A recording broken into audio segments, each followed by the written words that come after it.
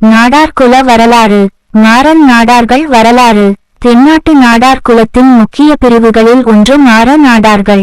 பாண்டிய நாட்டு நாடார்களுக்குள் காணப்படும் உட்பிரிவு மாற நாடார்கள்.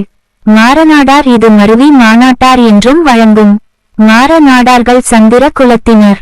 மாறன் என்பது பாண்டியராஜாக்களின் விசேஷ பெயர்களில் ஒன்று என சேந்தன் திவாகரம் கூறுகிறது. மாற நாடார் என்பவர்கள் பாண்டியர்களோடு தொடர்புடைய ஒரு நாடார் உட்பிரிவினர். மாற நாடு என்றால் பாண்டிய நாடு என்று அர்த்தம்.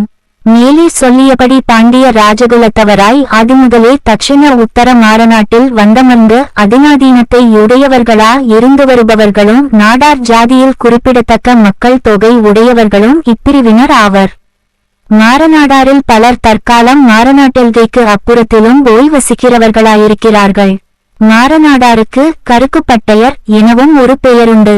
கருக்குப்பட்டையர் என்ற இவர்கள் those of the sharp sword, அதாவது கூர்மையான வாளையுடையோர் என்று அர்த்தம் சொல்லி உள்ளார்.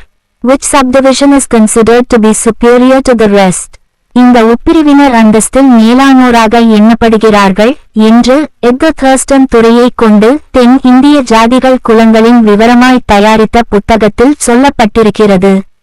கருக்குப்பட்டையர் முற்காலத்தில் பாண்டிய குல போர் வீரராக இருந்தவர்கள் ஆவர். கருக்குமட்டை என்று சொல்வது தவறான பதம் என்றும் திவான் பகதூர் நாகமையா அவர்கள் 1906 இல் பதிப்பித்த திருவாங்கூர் ஸ்டேட்மானியலில் குறிப்பிடுகிறார்.